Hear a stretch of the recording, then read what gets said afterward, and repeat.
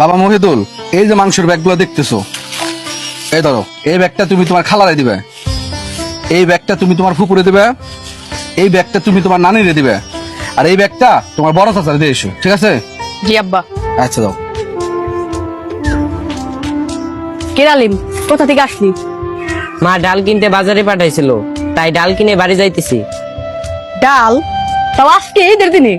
এই দিনে তো সবাই মাংস খায়। আমরা তো গরিব, আমাদেরকে আর মাংস দিবে? সবাই তো তার আত্মীয় স্বজনকে মাংস দিতে ব্যস্ত থাকে, আমাদের তো এই সারা বছরই ডাল ভাত খেয়ে থাকতে হয়। আজকে এই ঈদের দিনও আমাদের ডাল ভাত খেয়ে থাকতে হবে। আর হয়তো তুমিও তোমার কোন আত্মীয়র বাড়ি মাংস দিতে যাইতেছো। হ্যাঁ আলিম, তুমি ঠিক বলছো। আমি আমার আত্মীয়দের বাড়ি মাংস দিতে যাইতেছি। ঠিক আছে, তুমি যাও, দেরি করলে তোমার মাংস নষ্ট হয়ে যেতে পারে।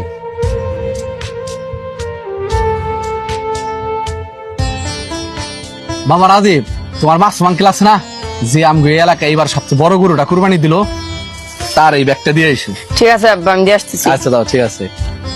কিরে বাবা, মাংসের ব্যাগগুলা সবাই দিয়ে আইছো তো?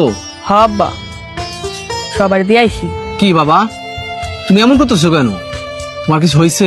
কিছু বলবো আমারে? আব্বা, রাস্তাতে যাওয়ার সময় আলিমের সাথে দেখা, ওর হাতে দেখলাম ডাউলের ব্যাগ।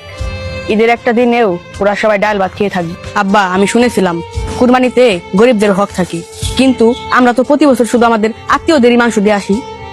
কুরবানি মানে হচ্ছে গরিব ও অসহায় মানুষের মধ্যে মাংস ভাগাভাগি করা।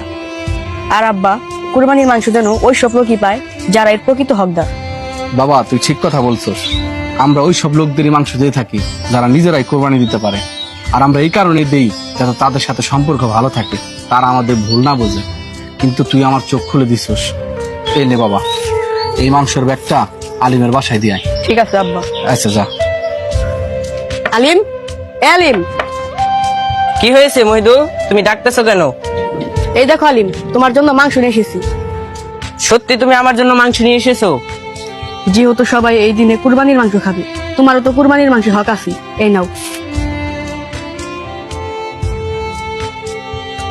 মনে রাখবেন, কোরবানির মাংসে গরিব ও অসহায় মানুষের অধিকার রয়েছে।